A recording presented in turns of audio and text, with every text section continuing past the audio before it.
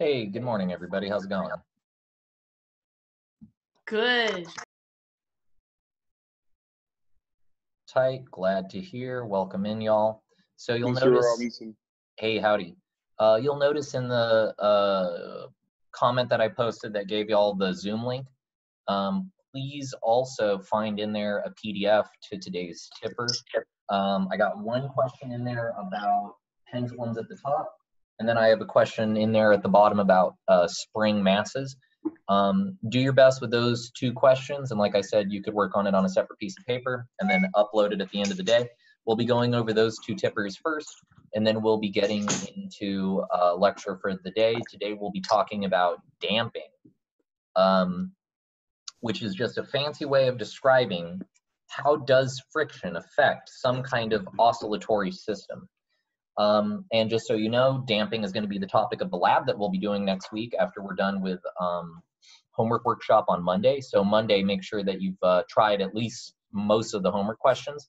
I'll answer all of the questions that you have about it then with my little document cam. And then next week for about 2 or 3 days, we'll see how long it takes. We'll be doing the lab together, and basically I'll have the equipment here at home. I'll give you all the pre-lab and the procedure and all that stuff like normal, and I expect you to write it up like normal, except as we do the lab, I'll have everybody's mics open so that we can discuss what I'm doing as I do it.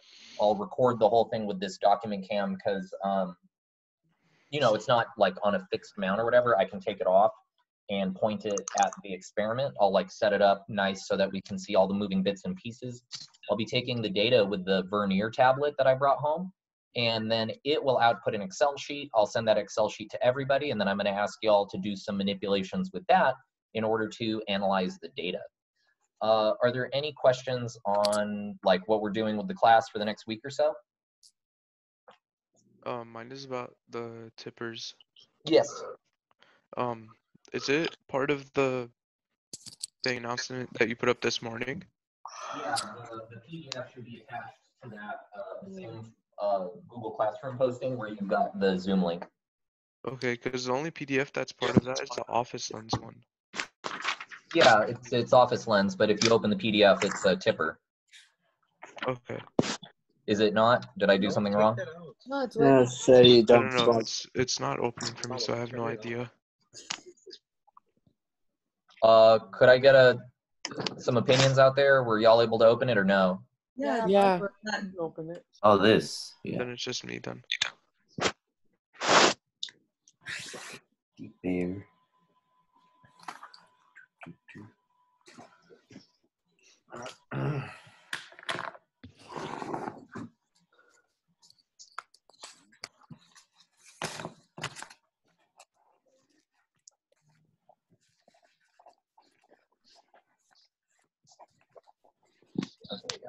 So let me go ahead and read the tippers to y'all just to make sure that we know what exactly it is that they're asking us to do.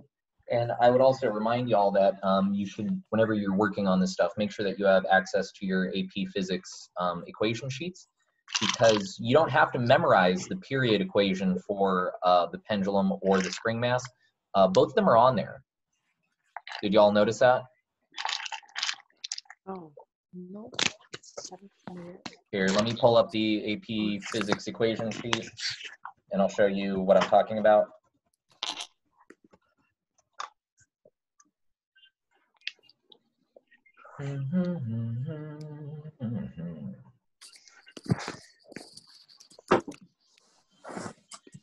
Okay, so can y'all see my mouse pointer?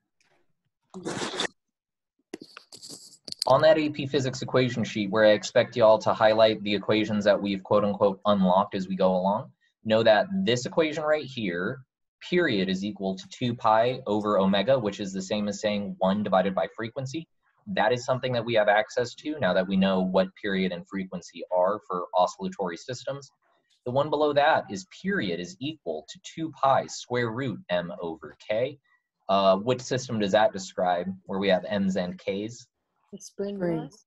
That's our spring mass. That will always give us the period of a spring mass. And of course, if you wanted the frequency, you would combine it with this top equation, which is really just saying flip it over. And if you take that whole right-hand side and flip it over, that will give you the frequency of a spring mass. And then down below, we have period sub p is equal to 2 pi root L over G. What system is that describing? The pendulum. That's our pendulum period equation. And then, of course, once you have the period and you know that it's an oscillator, you know how much time it's going to take to go through a full cycle, and it's just that motion copy pasted again and again and again and again and again and again and again. Why is it Yes. Why is it L over J instead of G over L? That's an excellent question. That is because when we put it into our cosine equation, we're putting that in as frequency. Let me go ahead and flip back to the document cam so that I can answer that with a little bit of algebras. Okay. So that is to say that that equation that we are being told is true is that the period of a pendulum is going to be equal to 2 pi root L over G, but frequency itself is the reciprocal of period. So if we wanted the frequency is going to be equal to 1 over the period, which is going to be equal to, well, 2 pi flipped over, that's just going to give us 1 over 2 pi. And then root L over G flipped over is going to be root G over L. And this is the term that we are using when we build out our equations of motion. That is to say, x as a function of time, the position of our pendulum as a function of time, is going to be equal to the amplitude multiplied by the cosine of root G over L multiplied by time. And how come I'm not bringing the 2 pi over when I write my equation of motion? How come you think I don't need the 2 pi when I plug that in here?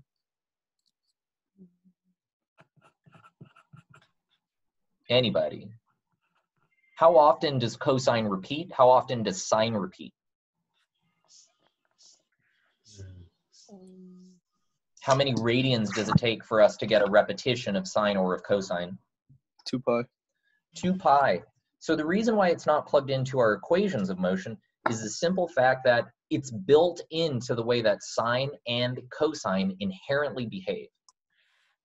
So if you need to calculate the period or you need to calculate the frequency to get a number, you need the 2 pi in there to get the correct numeric solution. But when you build it into cosine in order to create a model that graphs it, cosine already knows to repeat according to cycles of 2 pi, so you do not put it inside the cosine when you build out your equations of motion. That's an excellent question. That's such a good question, I should have covered it in the notes yesterday.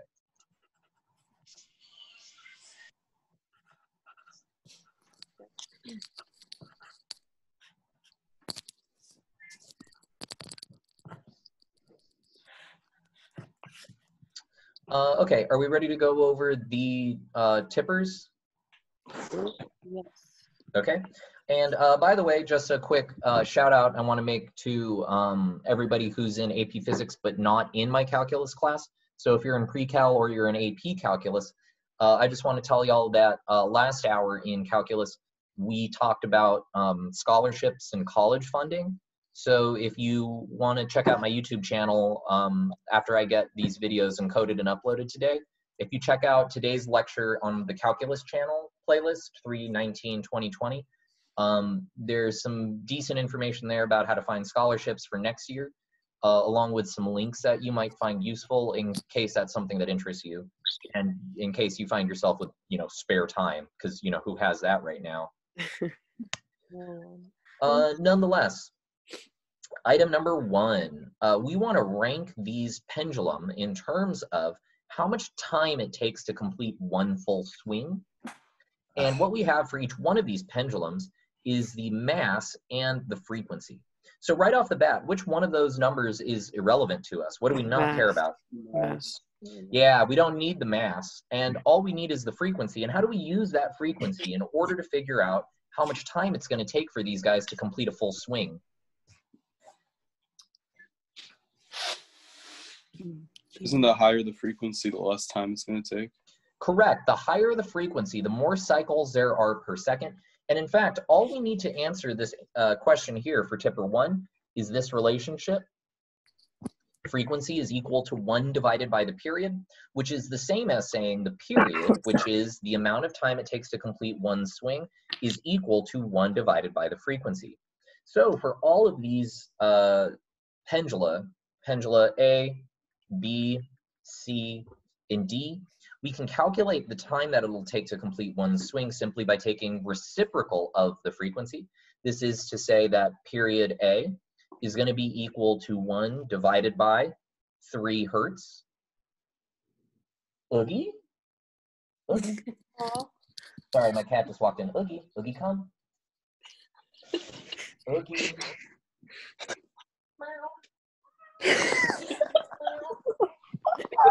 Aw. Oh, look, it's a cat. Oh, Oh. Just a quick aside. He's a tiny catto. Have y'all seen Zoom memes going out yet? Since everybody's now stuck doing this for education. Yeah, Zoom Yes. University. Graduation. Zoom graduation. Yeah, bruv. I'm gonna apply for graduate school at UC Zoom. But yeah, no, one of my UCZ. favorite Zoom memes is like just compilations of people's cats or whatever pet coming in or out of the chat. Y'all can meme it as hard as you want, but that fluffy boy right there is the cutest cat in all of Zoom. Nonetheless, the period of one swing for pendulum A is going to be equal to the reciprocal of its frequency. And this works out because of what the units are of hertz. What is the unit of hertz?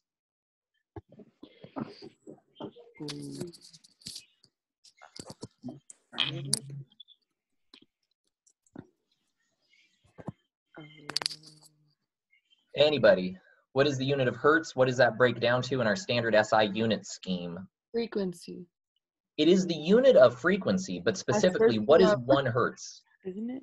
Um, Something per second. yeah. No. It's not something per second. That's it. It is per seconds. Oh, It's 1 divided by 1 second. Yep. Oh, okay. And so this is 1 divided by 3 hertz, which is 1 divided by 3 times 1 divided by seconds. And what's the rule that we use when it comes to dividing by a fraction? What are we going to do to it? Flip it. Bring it up. We're going to flip it. So this is actually equal to 1/3 of a second. So to say that pendulum A swings with 3 hertz, that is the exact same thing as saying that it takes 1/3 of a second to complete a cycle, which is the same thing as saying that it completes 3 cycles in 1 second.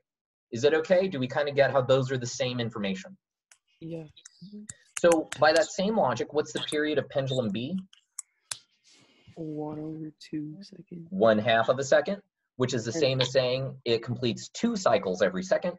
And then we can say the same thing about pendulums C and D. The period of pendulum C is also 1/3 of a second. The period of pendulum D is also 1/2 of a second. And so the mass is irrelevant. And what's our ranking? Which one is slowest? Which one takes the most time? A and C. Or no, B and D, and then B and D, 1/2 is bigger, so B equals D, that's the big one, followed by A equals C. Both of those are faster. Is this okay for ranking task 1? Yes. Yes. Okay. Item number 2. In item number 2, we have 4 different block spring systems, right? And in each one of these, the springs are stretched to the right by the distances shown and then released. The blocks oscillate back and forth. We're given the spring constant K, which is given there. That's the thing that has units of newtons per meter.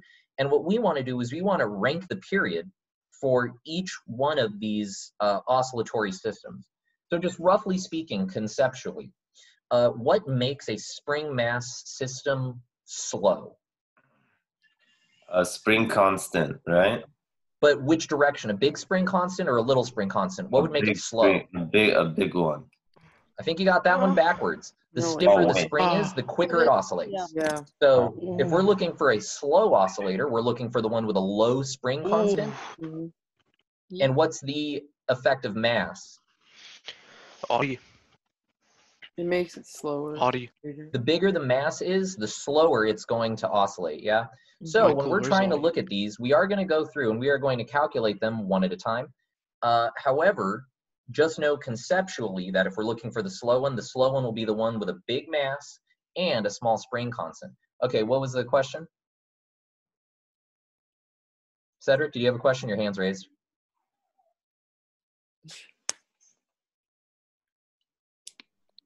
No? Okay. Anyway, so that means that for the second ranking task, A, B, C, D, we're going to use the period of a spring mass equation, which again is from our AP equation sheet. And so the period is going to be equal to 2 pi root what? M over K. M over K. And so for A, B, C, D, it's asking us to consider the square root of M over K. In this equation, if I'm going to compare these, do I need the 2 pi? No.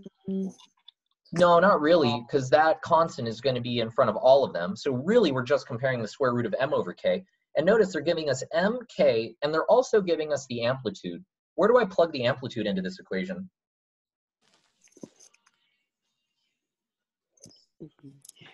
K?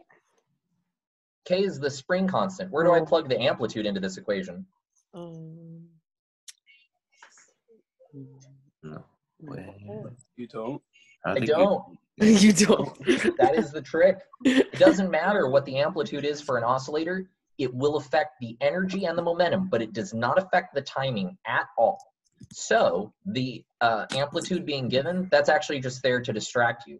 So here are the values that we're comparing in order to try and figure out what the relative periods are going to be for these oscillators. This first one is just the square root of 1 over 5. The second one is just the square root of 2 over 5. The third one is just the square root of 1 over 1. And this last one is just the square root of 4 over 4. So what do y'all think about the ranking? Which one of these has the largest period? C or D?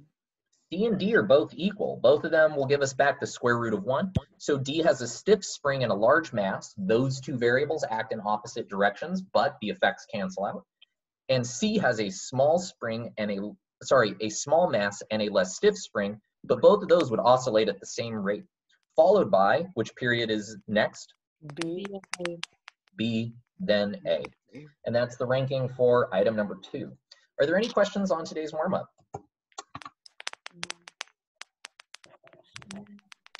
No? Nope. No. Okay, so today we're going to go over the final lecture for chapter 16 before we do our damping lab.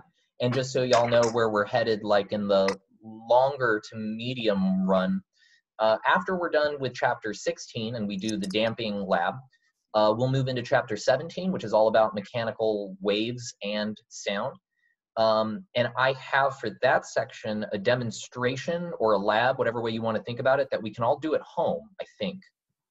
All you need to do it is a smartphone and like a tube. So in the coming days or weeks or whatever, if you have like a tube available to you, just like a regular old pipe, or it has to be something fairly waterproof. Sadly, a cardboard tube won't work. Or like if you have wrapping paper tubes, if you have one that happens to be plastic, don't throw that stuff away. Keep one of those, and I have a really interesting effect to show you that you can do at home. And then after we're done with chapter 16 and 17, we'll have a chapter test, which will be all at home, and I will give that to y'all through the College Board Classroom website, which we've been using for homework.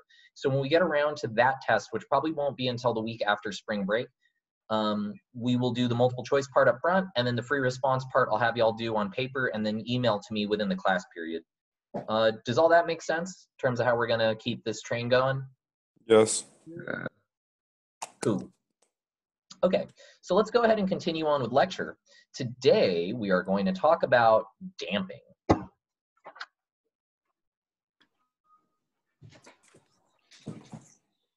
My cat is spying on me. He's in the hallway, he's like right outside, and he's very suspicious of the fact that the door is cracked. Boogie? Are you spying?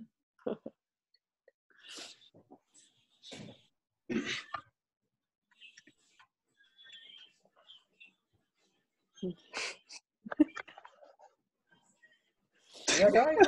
No, where'd you go? What a little spy, dude. Oh, also, you see that foam? Yep. That's just to like get rid of the weird echo. Hey, anyway. Oh. my little home teaching studio. Nonetheless, today we're going to talk about damping.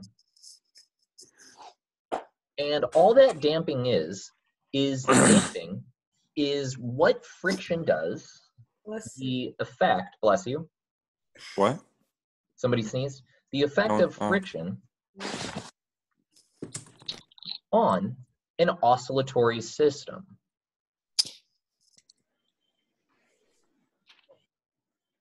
And there are lots of different sources of damping. And so it's good to like have a conceptual understanding of this just because it can come in play on free body diagram questions, stuff like that.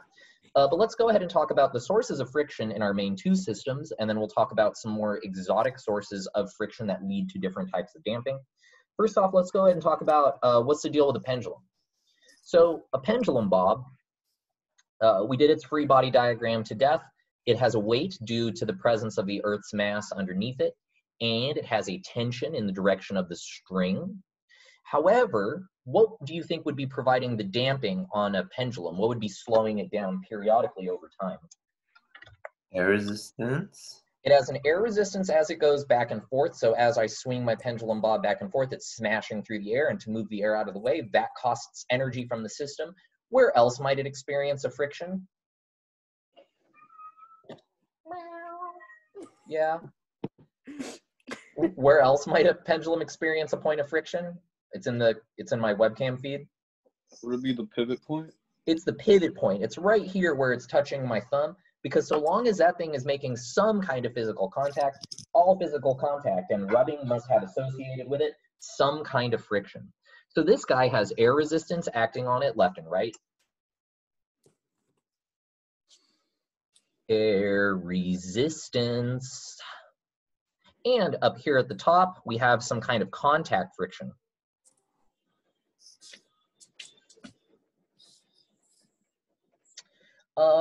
Now let's go ahead and talk about our spring masses.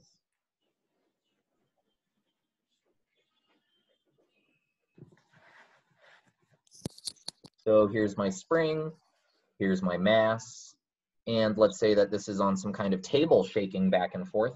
So of course, air resistance is always in play as this guy zoops left and right. It has to push the air out of the way unless we're conducting it in some kind of vacuum. Which, you know, if you have fancy lab equipment, you can do, and it makes some pretty interesting results. Oh, sorry, not air friction, air, you know, that's fine. It is a type of friction, but nonetheless, air resistance. What other type of friction would be here if I set it up this way? The block to the table. Very good, block on table. This is going to give us contact friction. Contact friction proportional to the frictional force, which is to say friction is going to be equal to mu multiplied by the normal force. Yeah, we know about that one.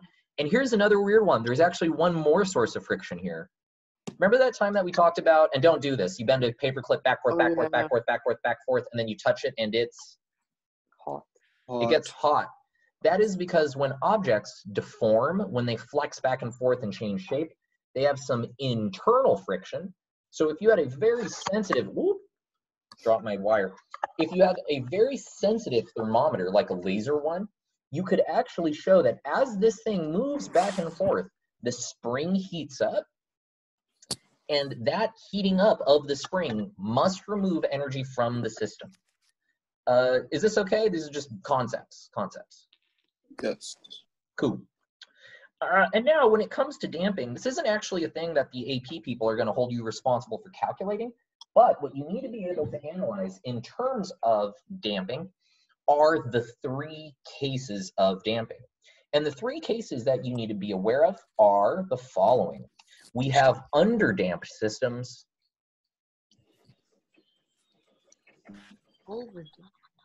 We have overdamped systems. And we have critically damped systems.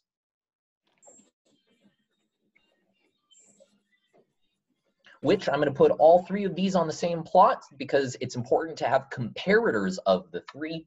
And I'm going to be color coding this to the best of my ability with my document camera, which, by the way, I ordered a new one because this one has kind of a bad frame rate. Like if I wiggle my pen back and forth, you can see it bend because it can't keep up with that motion.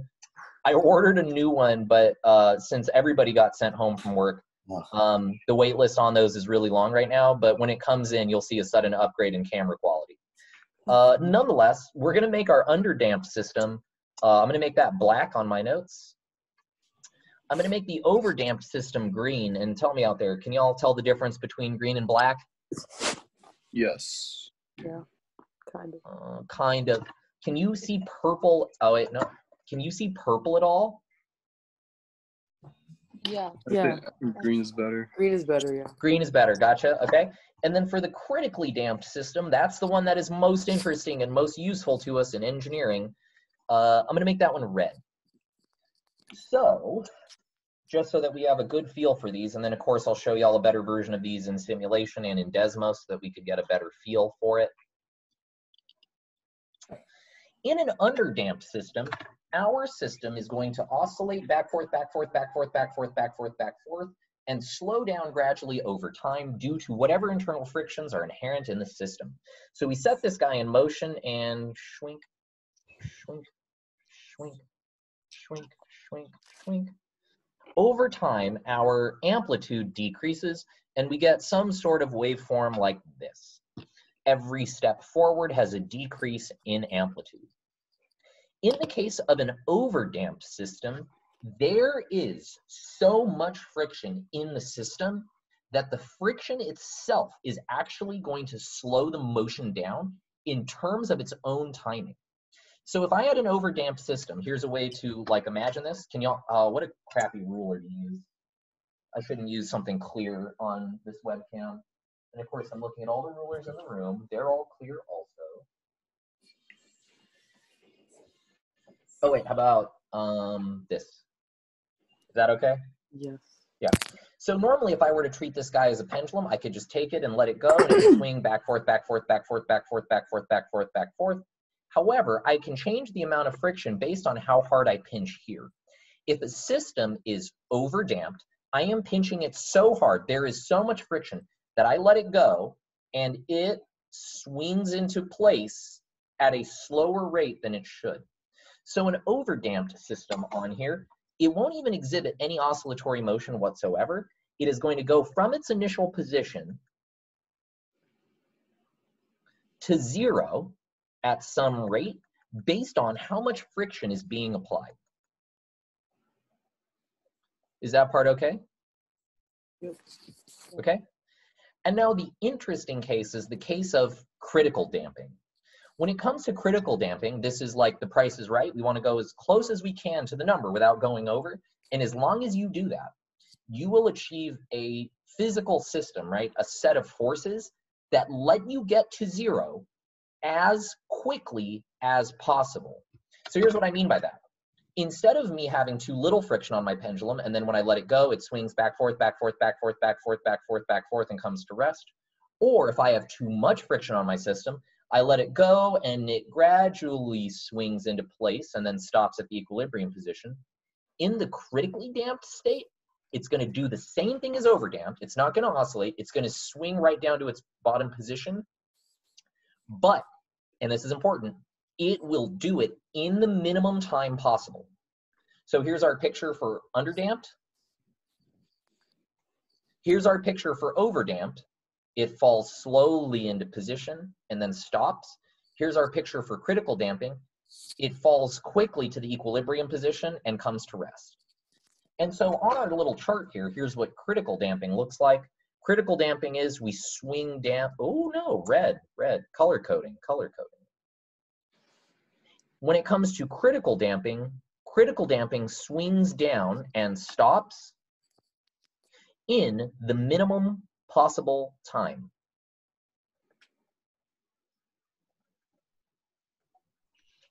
And just so y'all know, the way that we achieve this in physics, the way that we do this with modeling, and we'll be using the same equation to do this analysis when we do our lab next week, is that instead of our equations of motion, and I'll let y'all choose, do you guys want this to be representative of a spring mass or of a pendulum?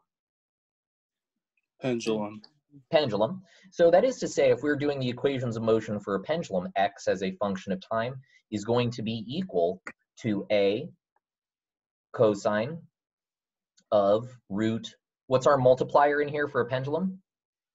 G over L. G over L. G over L, which is great. This tells us that if gravity is bigger, it swings faster. The longer the pendulum, it swings slower, which is what we expect to see based on our lab. Multiplied then by time. Here, amplitude is a constant. So if the amplitude is 3, our wave is going to oscillate between +3, -3, +3, -3, +3, -3, +3, -3. And so the way that we model damped oscillators is instead of letting A just be a constant, it needs to decrease over time. And so all we do is we swap out A with a function that decreases over time. And as long as you choose the constants in that function correctly, you should be able to model any damped oscillator. So can y'all think of a function which looks like this? Something that decreases over time as we go to the right. What's a function that could give us that? 1 over x. Really? 1 over x is a good choice. And I would say 1 over kx, right? So this is one possible choice of our amplitude function, just so that you can tune k to give you different rates of decay here. Is that okay? Mm-hmm. Yes. What's another function out here that does that? Negative radix. Like square root. Negative square root x. Normally square root x does this. So negative square root x would do that. I guess that is a choice, yeah. So we could do that this goes as negative square root kx. You'd have to shift it up. Yeah, that would work. There's another really good choice out there. What else does this look like? Think back to biology. What's a J? The one that I'm getting at, the one that most of y'all won't remember from pre-cal, is exponential decay. E to the negative kx. And guess which one of these three is correct? All of them. They can't all be correct at the same time, but I'll tell you this, it depends on your system. Physics will give us different answers based on what is causing the friction.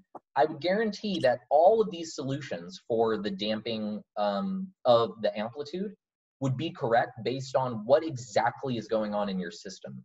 So I would assert that using the reciprocal is probably good if you are talking about air resistance, just because the effect of air resistance is very slight, right? It's very small within each cycle.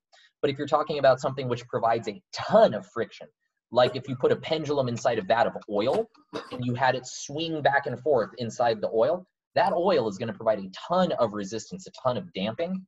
And so an exponential decay model might be more appropriate in that case. Is this okay? Yes. Cool. So let me show y'all a real world application of this stuff. Mr. Robinson, Yes. is damping just dependent on the amount of friction? Damping is primarily dependent on the amount of friction, yeah. Okay. And like I said, different sources of friction would lead to different models. It's something that you'll learn about when you'll go to college and you take your like mechanical engineering courses. But just a quick real world example. This, y'all can see my screen, right? The suspension? Yes. Yeah. So if your car did not have shock absorbers, you would have a very bumpy ride.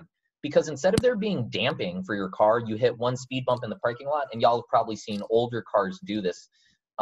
If they have like poorly serviced suspensions, they hit a bump and the back just goes forever, right?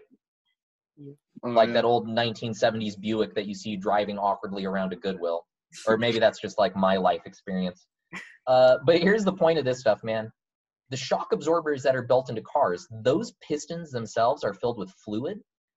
And when your car bounces up and down, it forces the fluid from one chamber to the other, back, forth, back, forth, back, forth. And of the 3 different types of damping that we have, guess what the engineers who make your cars are shooting for? Critical. They are shooting for critical damping. So somebody who works for that car company somewhere, an engineer making the next generation of vehicles, is taking what they know about the coil spring. They are taking what they know about the overall mass of the car. And based on the mass that each spring supports and the spring constant K of the car, you can figure out how much resistance you are going to need to achieve critical damping. And as long as your car's suspension achieves critical damping, instead of your car doing this, or if they over damp it, you have basically no support and you just get a fat thud. If it's critically damped, you hit a speed bump, it sets your car in motion, and if it's critically damped, it goes back to rest in the least amount of time possible. Is that okay? Yeah. Are there any questions there about critical damping? No. No? Okay. And then let me show y'all my second window here. Yeah. So here in Desmos, notice these equations of motion. I built out the pendulum equation of motion, where A is the amplitude, G is the acceleration due to gravity. So let me be picky. Haha, Earth. Excellent. And then the length of the pendulum here is about 1.1 meter to get this motion. And this is what a pendulum would do if it had no air resistance. If we had a perfect pendulum in a vacuum and that pivot point was magically suspended by a magnet or something so that there's no contact friction. We would get a pendulum that should go back and forth forever and ever and ever and ever until weird finicky mechanisms in physics steal the energy. But let's not talk about that. We could talk about that when y'all get to college, right? Down here, what do you see in line 5? Exponential. Yeah, so down here, Okay. I've written the same equation. The only difference is instead of A being a pure constant, A is going to be affected as X increases according to this exponential decay. And this K value that I chose right here, that's pretty tiny, right? Mm-hmm. And so I'm gonna go ahead and turn this on. And so the black graph, or actually let me change the color since we have access to a world of beautiful colors. I'll go ahead and make the damped graph orange. And at this extremely small amount of friction, what do you notice about the two graphs? Almost the same. They are almost the same. They're basically indistinguishable from one another at this level that I've zoomed in, right? And so all that I'm saying by that, all that I'm saying by that is that when it comes to these models, if the amount of damping in your system is really, really small, we can just ignore it. And the shorter amount of time that you take that observation over, the more and more that you can ignore it without it impacting your data too much. But y'all have seen, especially in the classroom, I take this and I set it in motion. About how long does it take to come to rest? Is it on the, I'm not asking for an exact number. This is like that one multiple choice question that y'all hated, where I'm like, hey, about how much torque does the kid apply on the seesaw? Give me an order of magnitude estimation. Does it come to rest in seconds, minutes, or hours? Minutes. Minutes, maybe 10, 15 minutes, depending on the length and depending on the mass, right? This is an effect that's actually affected by mass, unlike just like pure timing. And so based on how much time it takes for it to come to rest, we can use that information in order to adequately tune our decay constant K. So check out what happens to the orange graph as I increase K.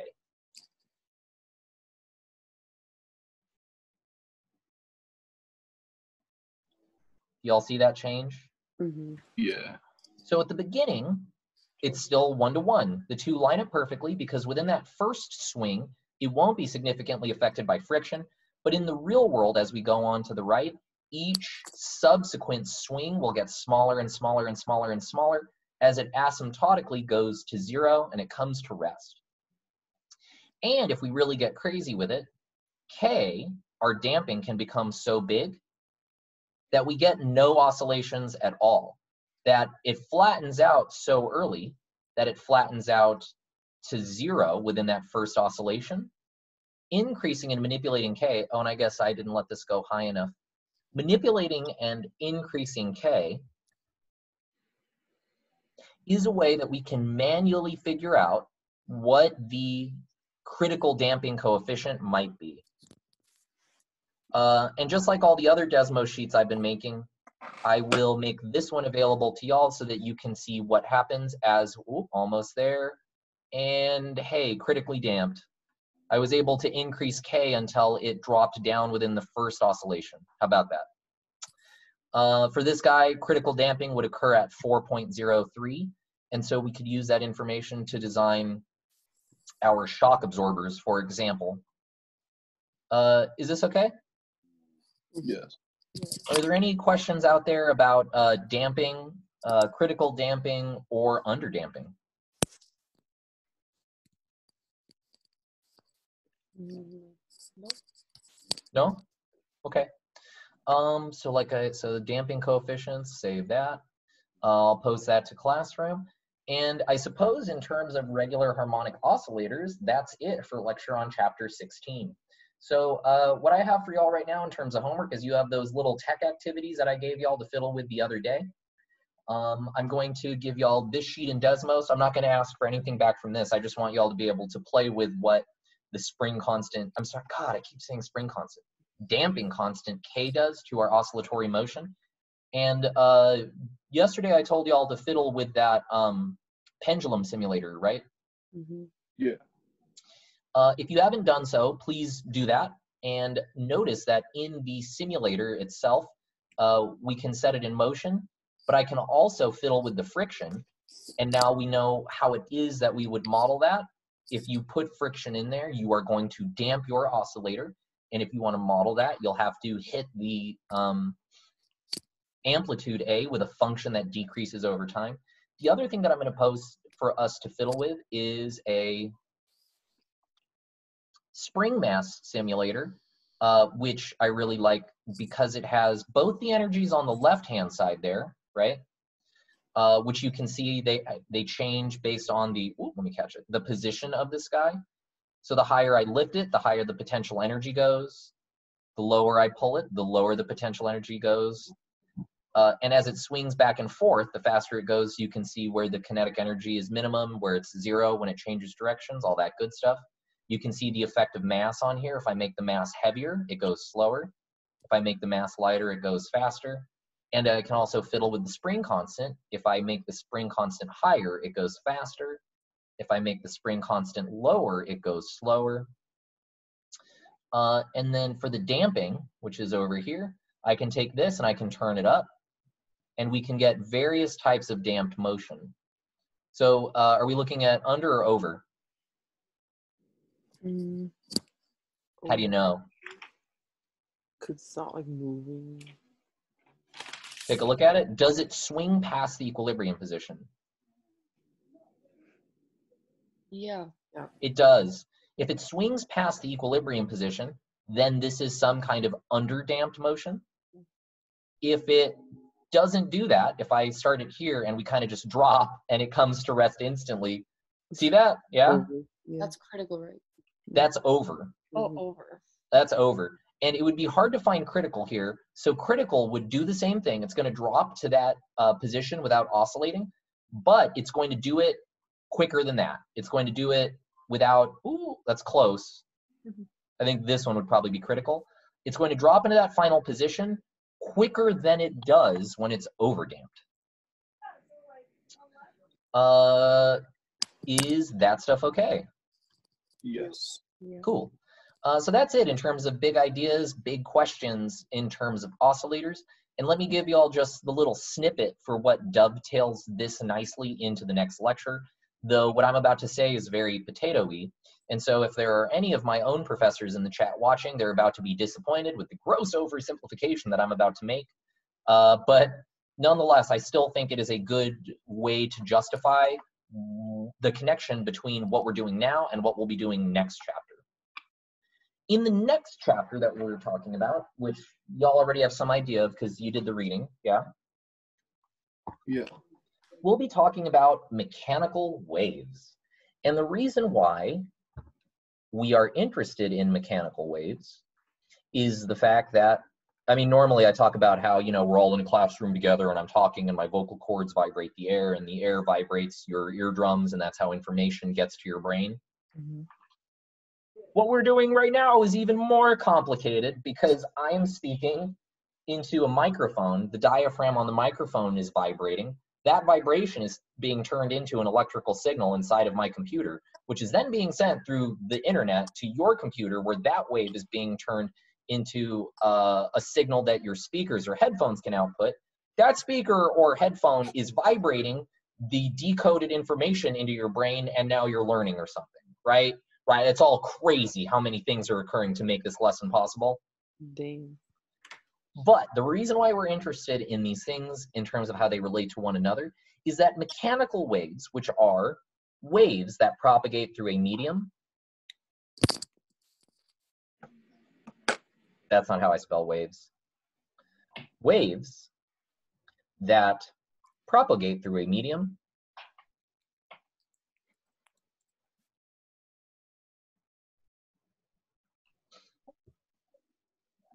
can be thought of, this isn't literally true, but this is one way to think about it that will allow us to get the correct answer, is you can think of the air particles themselves as a bunch of spring mass oscillators. The air around us is mostly nitrogen with, other impurities, and every single one of those little nitrogens and all the other molecules in the air are that. They're little molecules. And think back to chemistry. What's the structure of a molecule? What's the charge on the inside? Neutral?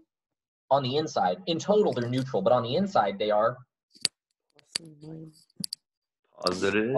positive in the nucleus, because that's where we have protons and neutrons. That's where we have pluses and neutrals. But what about on the outside? Negative. Electrons. Negative Negative. On the surface, they are negative. So in general, and again, I'm going to get some angry chemistry people in the chat if these videos get any traction, which they won't, so I'm not worried. For the most part, if you bring two molecules close together, generally speaking, unless they have a reason to interact, they're going to repel each other. So on average, the air around you all has about the same interspacing. The molecules have all spread out to their maximum possible distances by this electron repulsion.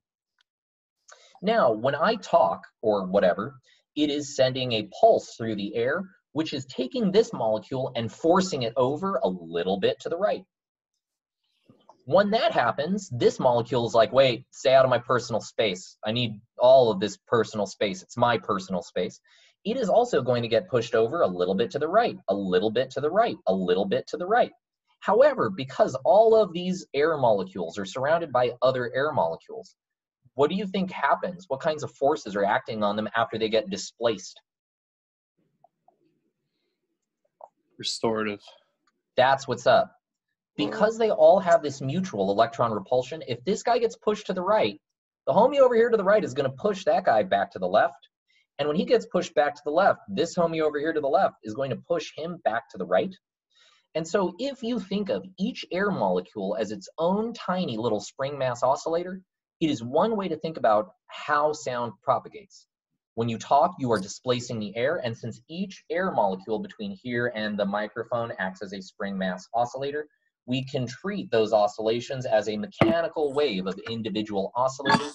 And so the math that we're doing in this section will carry directly into next chapter, where we'll be talking about waves in water, waves in the air, which we call sound. And there are principles here that can also be applied to light, because in certain models, light can be considered as a wave. Any questions up through here? Mr. Rob? Yes. Wait, was that personal space thing like a Rick and Morty reference? For legal reasons, no, but yeah. Yep. Which, yeah, I mean, that is a great skit if you haven't already seen it, and it's a good guideline to follow in times like these. Yes. Oh, my skin, it's getting in my personal space. So yeah, top tier skit. Anyway, so just so y'all know what's up, I'm going to post that Desmos sheet that I made this weekend. I just want y'all to work on the homework, and then on Monday, I'm just going to field all of the homework questions that you have from it. Some of the ones towards the end get a little bit tricky. Those are the ones that I want to go over together. And then on Monday, I'll publish the pre-lab for our next laboratory activity, and then we'll be working on that next week until it's done. Are we gonna do anything tomorrow? There's no class tomorrow because it was scheduled even before the emergency world occurred that we're all living in now. It was planned as an all-staff meeting. So there's no classes scheduled for tomorrow. And I believe us teachers are still going to have that teacher meeting, but I think we're going to have it through Zoom or whatever. Okay, thank you. Yeah, so y'all have the day off tomorrow. Yeah, so today's the last day of the week, which means that I already made a spot for you to upload the classwork for the week. Please upload the classwork where I put it in Google Classroom. Just go check it out. Upload the classwork that y'all have been doing this week. Work on the homework this weekend, and I will see you all on Monday. Have a nice weekend. Bye. Thank you, you too. Thanks, Mr. Bye. Robinson. Goodbye. Peace. Good weekend. You too. Bye. Bye.